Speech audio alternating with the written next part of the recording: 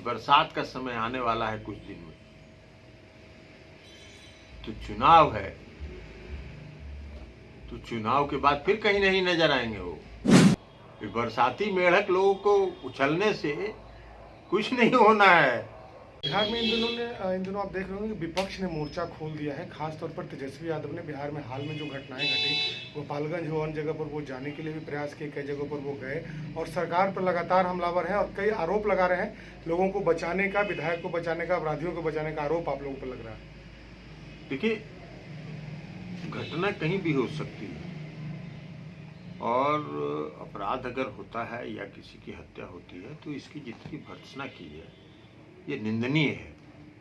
समाज में इस तरह की चीज को कोई बढ़ावा नहीं दे सकता है। लेकिन अगर इस तरह की घटना घटती है तो कानून अपना काम करता है, साक्ष्य मिलते हैं, उसके लिए कानून बना हुआ है, सीआरपीसी है, आईपीसी है, पुलिस मैनुअल है, पुलिस अपना काम कर रही है। जांच में साक्ष्य जिस पर भी मिलेगा कार्रवाई होगी। और मुख्यमंत्री नीतीश कुमार जी ने तो बहुत साफ शब्दों में रिपीट किया है, कई उदाहरण हैं। अब उनको उदाहरण नहीं दिखाई पड़ता है तो कौन समझाएगा उनको कि न किसी को बचाया जाता है और न किसी को छोड़ा जाता है। तो इसलिए जो अपराध करेगा वो जांच में जो भी पकड़ाएगा गिरफ्तार होगी। कानून अपना काम कर रहा है, कोई हस्तक्षेप नहीं है सरकार का, कहीं भी नहीं होता है हस्तक्षेप।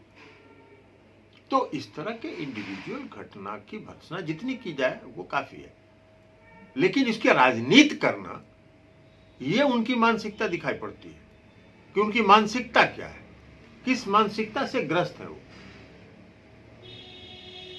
भाई एक घटना तो हुई नहीं है तो आपको तो बताना चाहिए। अगर एक घटना पर आप बोल रहे हैं तो आपको ये भी बताना चाहिए कि घुसवरी गए थे आप, मोकामा के घुसवरी, तो घुसवरी में गए थे तो कौन लोग हत्या किए थे उस पर भी बोलिए कि उन लोगों का नाम जरा लीजिए ना। एक तो का नाम किसी का ले रहे हैं, साक्ष्य अगर आएगा तो जरूर उस पर कार्रवाई कोई भी करेगा, पुलिस तो जांच का विषय है। लेकिन वहां भी तो वो बोलिएगा कि कौन कौन लोग थे उसमें। जहानाबाद का रास्ता दिखा हुआ नहीं है, गया का रास्ता दिखा हुआ नहीं है। 6 मई को छिंदवाड़ा में हुआ हत्या, 23 मई को खिजरसराय में हत्या हुई, उतरामा गांव में। तो यह सब दिखाई नहीं पड़ रहा है, कौन लोग करने वाले हैं उस पर भी जरा बोलिए, नाम लीजिए।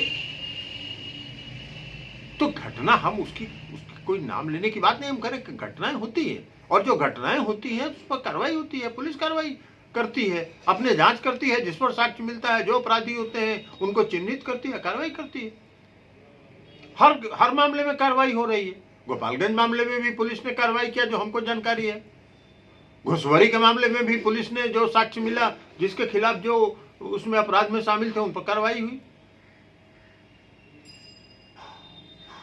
छिंदवाड़ा के मामले में भी गिरफ्तारी हुई है और बाकी जो बचे हुए उन सबकी गिरफ्तारी होगी। तो कानून अपना काम कर रहा है, कानून में कोई हस्तक्षेप नहीं है किसी का।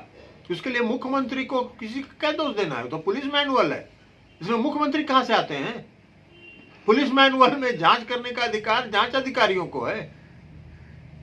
लेकिन अब इतना ज्ञान रहे तब ना, ज्ञान कौन देगा, उधार मिलता है क्या,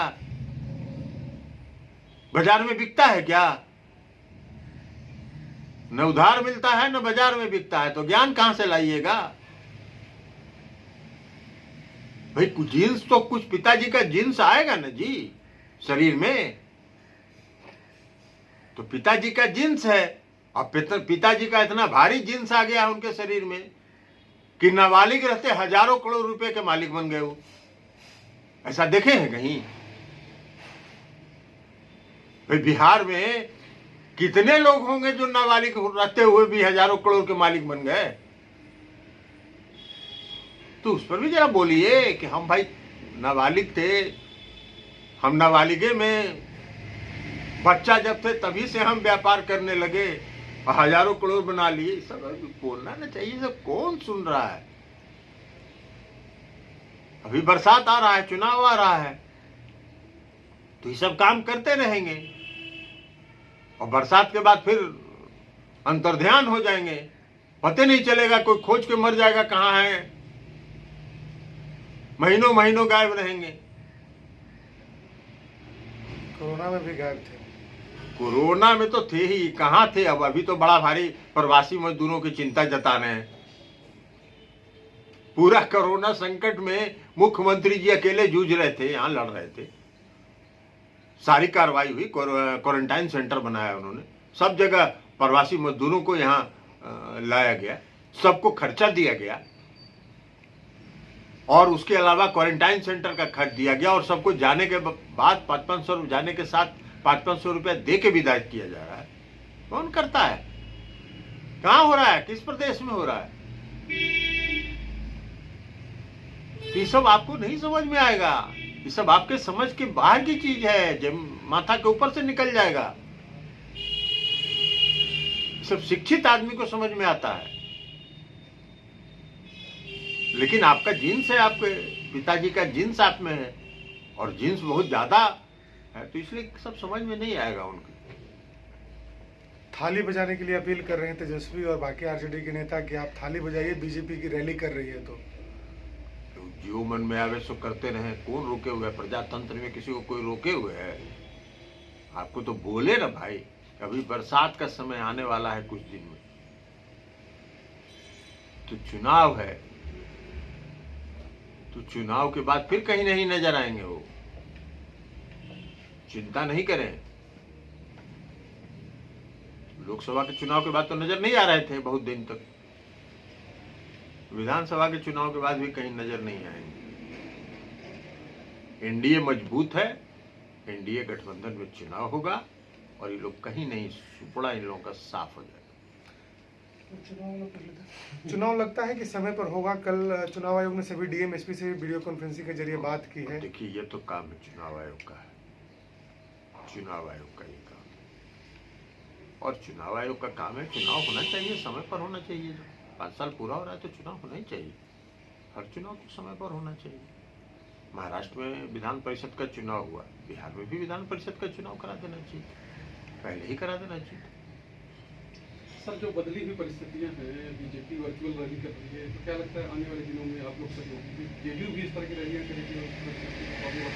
इस पर पार्टी अपना काम वर्कआउट कर रही है, पार्टी इस पर नीति बना रही है, पार्टी इस पर रूपरेखा बना रही है और मुख्यमंत्री जी तो लगातार वीडियो कॉन्फ्रेंसिंग से अपने पार्टी के नीचे के ग्राउंड स्तर तक, गांव स्तर तक के कार्यकर्ताओं से वीडियो कॉन्फ्रेंसिंग से बात कर रहे हैं। ये क्या है? वही चीज है ना जो आप सवाल आप पूछ रहे हैं, तो लगातार कर रहे हैं मुख्यमंत्री जी। मतलब बदली हुई परिस्थिति में जदयू पूरी तरीके से तैयार है, एकदम तैयार है और हम लोगों से ज्यादा तैयार, जितना हम लोगों से ज्यादा जनता मन बनाए हुए तैयार है। बरसाती मेढक लोगों को उछलने से कुछ नहीं होना है। एक मौसम आता है बरसात का, जब वो मेढक उछलता है और जैसे ही बरसात खत्म होता है वो हाइबरनेशन में चला जाता है। तो हाइबरनेशन में भी जाने का समय उनका आएगा। अभी बरसात है,